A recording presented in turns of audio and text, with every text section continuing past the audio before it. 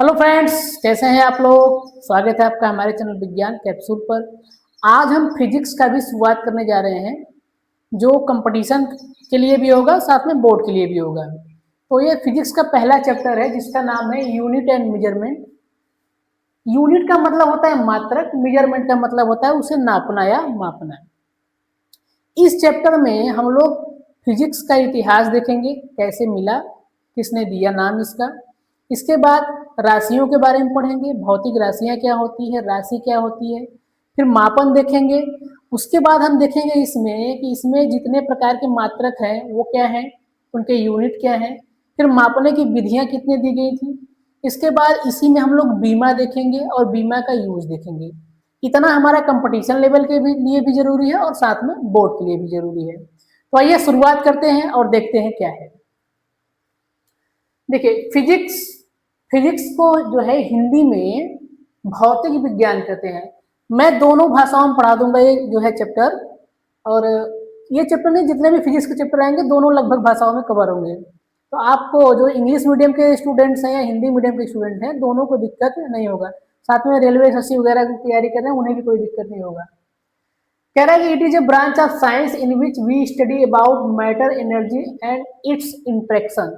Physics विज्ञान यानी भौतिक विज्ञान की वह शाखा है जिसके अंदर it is the branch. Branch का मतलब शाखा है जिसमें हम किसके बारे में पढ़ते हैं। मैटर मतलब पदार्थ के बारे में पढ़ते हैं, ऊर्जा के बारे में पढ़ते हैं और उनके पारस्परिक क्रिया के बारे में पढ़ते हैं। ऊर्जा और पदार्थ आपस में किस प्रकार अन्योन्य क्रियाएं करके नए नए चीजें देती हैं, नया जो है फार्मूला देता है, नया जो है रिएक्शन तो नहीं कर सकते क्योंकि केमिकल में चला जाएगा, नए बल को या नए चीजों को जन्म देती है, उसी को हम फिजिक्स में पढ़ते हैं। It is a branch of science in which we study about the matter, पदार्थ के बारे में, उसके ऊर्जा के बारे में और वो आपस में कैसे अभिक्रिया करते हैं, इनके बारे में पढ़ते हैं। फिजिक्स शब्द कहाँ से लिया गया है, तो भाई फिजिक्स शब्द जो लिया गया है ये फ्यूसिस। फ्यूसिस एक ग्रीक शब्द है जिसका मतलब होता था नेचर। नेचर का मतलब होता था प्रकृति। कहाँ से लिया गया है भाई, फिजिक्स शब्द फ्यूसिस शब्द से लिया गया है, जो ग्रीक शब्द है जिसका मतलब है नेचर यानी प्रकृति। किसने दिया, तो इस शब्द को दिया है अरस्तु ने। अरस्तु नामक साइंटिस्ट ने इस शब्द को दिया था। और इसी शब्द मतलब कैसे दिया, वो प्राकृतिक घटनाओं के ऊपर अध्ययन कर रहे थे, जैसे बिजली का चमकना क्यों हो रहा है, पानी नीचे क्यों गिरता है, और बहुत सारे प्राकृतिक घटनाओं के विषय में पढ़ रहे थे। तो उसी नेचर से इन्होंने फ्यूसिस से शब्द चुराया है फिजिक्स। ठीक है, इसी आधार पर इन्होंने अध्ययन शुरू किया कर दिया था। भौतिक भौतिक वर्ड भी किसने दिया है, अरस्तु ने ही दिया है। अब की बात करें, आधुनिक फिजिक्स की बात करें अब में, तो दो साइंटिस्ट ज्यादा नाम लिए जाते हैं। पहले हैं सर आइजक न्यूटन। इनको फादर ऑफ फिजिक्स कहा जाता है। लेकिन ये फादर ऑफ फिजिक्स किसके हैं, मॉडर्न फिजिक्स के नहीं। ये जो है फादर ऑफ फिजिक्स, ये क्लासिकल फिजिक्स के हैं। क्लासिकल मतलब आपके जो पुराने समय में चल रही थी फिजिक्स, क्लासिकल, उसी फिजिक्स के ये फादर कहे जाते हैं। यानी पुराने समय में कहा जाए तो सर आइजक न्यूटन को फादर ऑफ फिजिक्स कहा जाता है। पर आधुनिक अब के समय के आधुनिक समय के मॉडर्न फिजिक्स का फादर कहा जाए तो वो है अल्बर्ट आइंस्टीन। अल्बर्ट आइंस्टीन को मॉडर्न फिजिक्स का फादर कहा जाता है, मॉडर्न।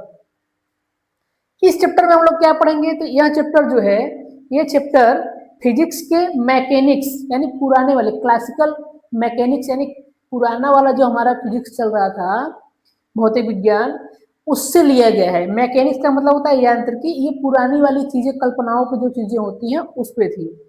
मॉडर्न फिजिक्स में हम क्या पढ़ते हैं, तो मॉडर्न फिजिक्स में हम लोग इलेक्ट्रिसिटी के बारे में या उसके फंक्शन, मैग्नेटिक फील्ड वगैरह ये सब चीजों के बारे में पढ़ते हैं। क्वांटम फिजिक्स के बारे में पढ़ते हैं।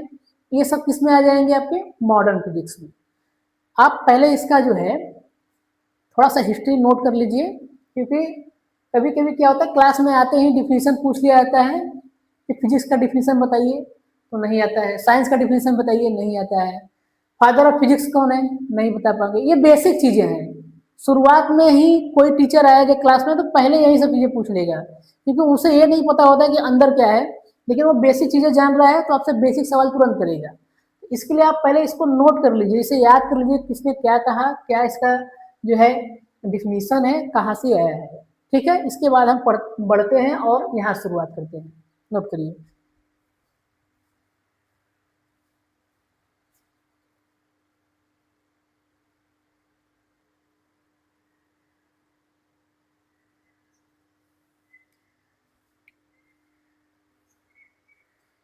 आइए आगे बढ़ते हैं और देखते हैं फिजिकल क्वांटिटीज क्या होती है, भौतिक राशियां क्या होती हैं। तो देखिए, भौतिक राशियां वही राशियां होंगी जिनको हम नाप या तौल सकते हैं। अब नापने और तौलने के लिए हमें दो चीजें चाहिए। एक तो चाहिए भाई उसका मैग्नीट्यूड, मैग्नीट्यूड का मतलब होता है परिमाण, और दूसरा चाहिए हमको उसका मात्रक, मतलब यूनिट। जो भौतिक राशियों को हम नाप सकते हैं, तौल सकते हैं, जिनमें जो है मैग्नीट्यूड, परिमाण का मतलब है कि उसके आगे गिनती लगा हो, 1 2 3 4 5 6। जैसे एग्जाम्पल के तरह दूरी है, दूरी को हम 5 metre, 10 metre, 20 metre, 1 metre, 4 metre. देखिए ये जो 5 लगा है यही है मैग्नीट्यूड, और जो पीछे मीटर लगा है ये किसका है, मात्रक। तो भौतिक राशियां वे राशियां होंगी जिन्हें नापा तोला जा सके, जिनमें मैग्नीट्यूड लगा हो, यानी गिनती लगा हो, 5 4 3 4 2 5 कुछ भी लगा हो, और उसके पीछे उसका मात्रक जरूर लगा हो।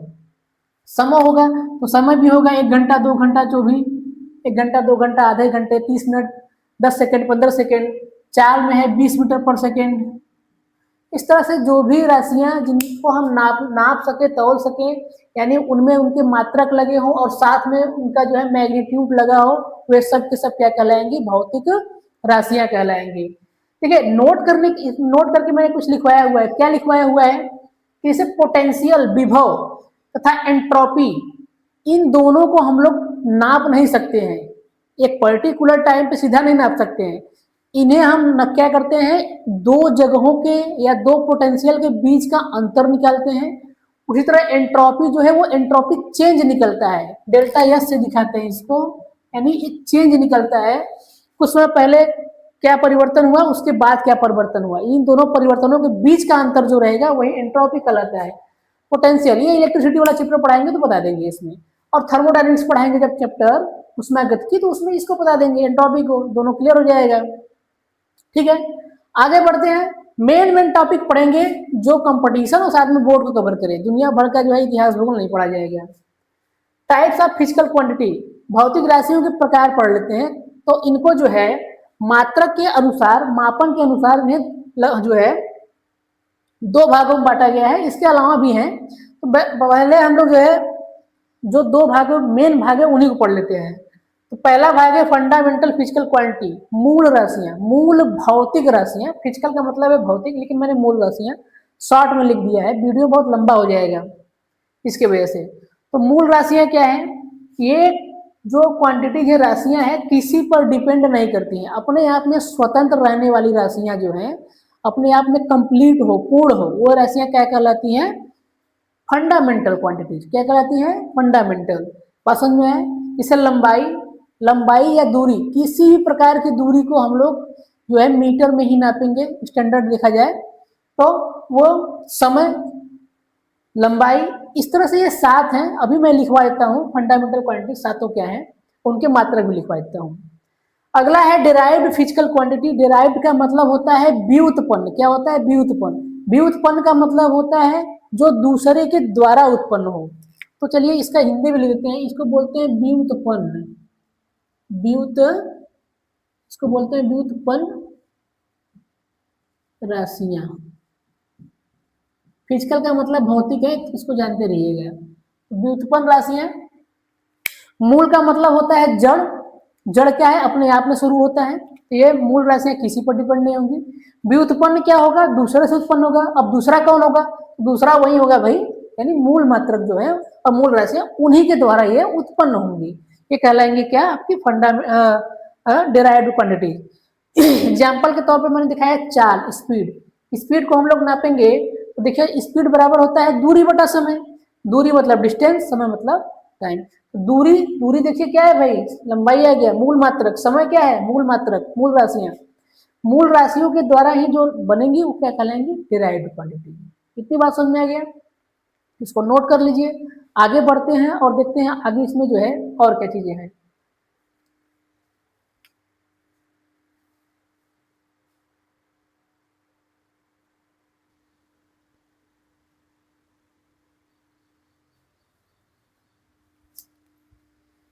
आइए आगे बढ़ते हैं और देखते हैं कंप्लीमेंट्री क्वांटिटी। पूरक राशियां क्या होती हैं? पूरक राशियां वे राशियां हैं जिन्हें हम घात के रूप में नहीं लिख सकते। अब घात के रूप में लिखना क्या होता है कि देखिए, एग्जाम्पल के तौर पे बताते हैं घात में कैसे लिख सकते हैं। जैसे अभी हमने लिखा था स्पीड बराबर, स्पीड जो बराबर मिला था वो मिला था मीटर पर सेकेंड, यही मिला था। अगर इसको हम स्टैंडर्ड फॉर्म में लिखेंगे तो मीटर पर सेकेंड, जो नीचे है इसके पावर 1 है, इसकी पावर 1 है, तो नीचे वाला जो ऊपर जाएगा तो पावर क्या हो जाएगा, -1, और इसकी पावर +1। यही जो स्टैंडर्ड फॉर्म में हम लोग पावर के रूप में लिख रहे हैं। तो जो पूरक राशियां होंगी, कंप्लीमेंट्री राशियां होंगी, उन्हें हम घात के रूप में नहीं लिख पाएंगे। अब ऐसा क्यों हुआ कि हम नहीं लिख पाएंगे? तो नहीं लिख पाएंगे क्योंकि उसमें मात्रक ही नहीं मिलता है। एग्जाम्पल के तौर पे है कोण यानी एंगल एवं घन कोण यानी सॉलिड एंगल। एंगल और एंगल, सॉलिड एंगल दोनों के लिए हमें मात्रक ही नहीं मिलते हैं। कैसे नहीं मिलते हैं चलिए बताते हैं। जो कोण होता है, कोण बराबर होता है arc by radius, arc by radius, चाप के बटा त्रिज्या। अब जो है इसको कहीं बना के दिखाते तो समझ में आएगा। देखिए ये आपका क्या है, सर्किल है, ठीक है, ये सर्किल है। हम इस पे कोई रेडियस लेंगे आर, और इसी रेडियस को ऐसे घुमाएंगे और घुमाते हुए कुछ जितना दूर हमको जाना है जाएंगे तो एक चित्र बन जाएगा। इसी चित्र को बोलते हैं कोण। रेडियस लिया और घुमाया, घुमाएंगे तो कुछ दूरी चलेंगे। ये है आर्क, ये है आपका आर्क, और ये क्या है आपका रेडियस।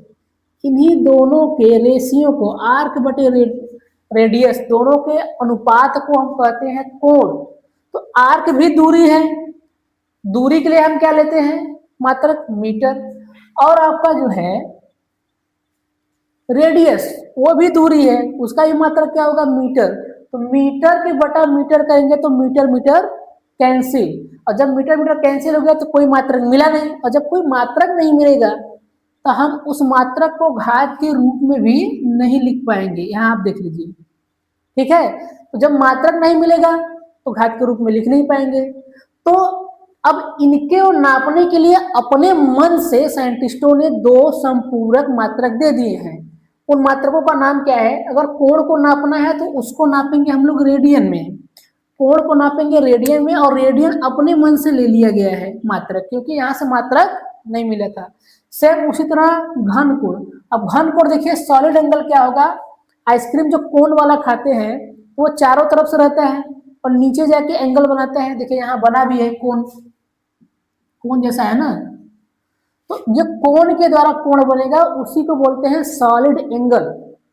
कोण हमारा जो होगा ये 2 डायमेंशनल है। 2 डायमेंशनल का मतलब लंबाई और चौड़ाई, लंबाई और चौड़ाई। देखिए ये लंबाई हो गया अगर, तो ये ऊपर वाला क्या हो गया, चौड़ाई, यानी x और y 2 डायमेंशन में ही हम लोगों ने इसको दिखा दिया, किसको, कोण को। लेकिन अगर सॉलिड एंगल दिखाना होगा तो हमें चाहिए 3 डायमेंशन। 3 डायमेंशन मतलब उसमें लंबाई चौड़ाई के साथ साथ मोटाई भी चाहिए या ऊंचाई भी चाहिए। तो उसका भी हम जब निकालेंगे, आर्क बाई रेडियस करेंगे तो उसमें भी मात्रक नहीं मिलेगा। तो उसको नापने के लिए हम स्टेरेडियन इस्तेमाल करते हैं। बात समझ में आ गया। कोण को नापने के लिए रेडियन, क्योंकि हमें मात्रक नहीं मिला। इसे घन कोण को नापने के लिए, सॉलिड एंगल को नापने के लिए स्टेरेडियन, इसका भी मात्रक नहीं मिला। इन्हीं दोनों को बोलते हैं पूरक राशियां या संपूरक राशियां भी कहीं कहीं बोल देते हैं। इतनी बात समझ में आ गई। आई होप आपको ये जो है नया जानकारी मिला होगा और ये कंफ्यूजन भी दूर हो गया होगा। देखिए अब हम पढ़ते हैं फंडामेंटल क्वांटिटीज, मूल राशियां, मूल राशियां एवं मात्रक। तो मैं इसको इरेज कर देता हूं ताकि जो चीजें मैंने बताया उसका कंफ्यूजन दूर हो जाए। कोड आपको समझ में आ गया होगा, नहीं तो आप इसके पहले जो भी जानते होंगे हमको कमेंट करके बताइएगा कोण किसे कहते थे। देखिए मूल राशियां कितनी होती है, 7 होती हैं। सातों को यहाँ मैंने लिखा हुआ है, उसका मात्रक क्या हुआ है वो भी लिख दिए हैं। कुछ जो टफ है उनके मैंने हिंदी में लिख दिया हुआ है, उनके संकेत भी लिख दिए हुए हैं। चलिए एक एक करके आपको बता देते हैं कि ये 7 जो है राशियां जो मूल मात्रक और मूल राशियां कही जाती है वो क्या क्या है। पहला है दूरी। दूरी को हम लोग नापते हैं मीटर में। स्टैंडर्ड फॉर्म बता रहे हैं इसका, अभी मात्रक आपको अभी टाइप्स पढ़ा देंगे, कितने टाइप्स के जो है हम लोग कैसे कैसे मापते थे। एसआई पद्धति क्या थी, एमकेएस पद्धति क्या थी, सीजीआई क्या थी, एपीएस क्या था, तो सबको हम पढ़ा देंगे चारों को, फिर आपको समझ में आ जाएगा कि ये कहाँ से मिले। फिलहाल हम एसआई यूनिट मतलब स्टैंडर्ड इंटरनेशनल यूनिट लेके चल रहे हैं। तो दूरी जो होगा वो नापेंगे मीटर में, मीटर का संकेत होता है एम। दूसरा है जो है आपका द्रव्यमान, मास यानी वजन। तो मास की बात करोगे तो इसको नापा जाएगा किलोग्राम में, और इसका जो है सिंबल होगा वो होगा केजी। क्या होगा, केजी। अगला है टाइम। टाइम को हम नापेंगे सेकेंड में। आप मिनट में भी नापते हैं, घंटे में नापते हैं, लेकिन उससे कोई मतलब नहीं, हम स्टैंडर्ड यूनिट लेके चलेंगे तो स्टैंडर्ड यूनिट होता है सेकेंड। टाइम नापेंगे सेकेंड में, इसका सिंबल है एस। अगला है ताप यानी टेम्परेचर। टेम्परेचर को हम लोग नापते हैं केल्विन में। आप डिग्री सेंटीग्रेड में भी नापते हैं और फ़ारेनहाइट में भी नापते हैं, लेकिन वो स्टैंडर्ड यूनिट नहीं है, तो केल्विन। केमिस्ट्री में मैंने पढ़ा रखा है जो है फ़ारेनहाइट पैमाना क्या होता है, केल्विन पैमाना क्या होता है, और आपका जो है डिग्री सेंटीग्रेड पैमाना क्या होता है। तीनों को बकायदा डायग्राम बना के कहाँ से कौन शुरू होता है कहाँ खत्म होता है ये बताया हुआ है। आप केमिस्ट्री वाला चैप्टर जाके देख लीजिएगा, पहला चैप्टर है। विद्युत धारा एम्पियर, इसको दिखाते हैं ए से। फिर ज्योति तीव्रता, ल्यूमिनस इंटेंसिटी। क्या है ल्यूमिनस इंटेंसिटी? अब दो लाइट आप जला रहे हो, तो एक लाइट अगर स्लो जल रहा है, एक लाइट बहुत तेज से जा रहा है, फोकस मार रहा है एकदम तेजी से बहुत ज्यादा, तो इन दोनों में अंतर है ना। जल तो दोनों रहे हैं, दोनों से लाइट बाहर निकल रही है, लेकिन उसके तीव्रता में, ज्योति की तीव्रता में अंतर आ रहा है। इसी को हम बोलते हैं ल्यूमिनस इंटेंसिटी।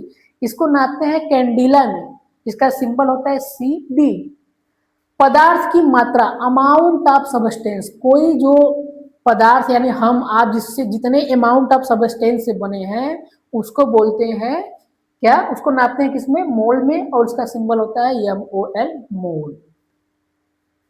कोई भी इतने टॉपिक में आपको कहीं दिक्कत हुआ होगा तो आप हमको कमेंट करके बताइएगा, मैं उसे वापस से रिवाइज करा दूंगा। ठीक है, फिलहाल अभी यहीं पर इसका दी एंड करेंगे, क्योंकि बहुत लंबी वीडियो बना के कोई मतलब नहीं है, ज़्यादा आप लोग देखते भी नहीं है बहुत लंबा वीडियो, तो मैं 15 से 20 सेकंड के अंदर एक एक टॉपिक बनाऊंगा। थैंक यू, लाइक और शेयर जरूर करिए।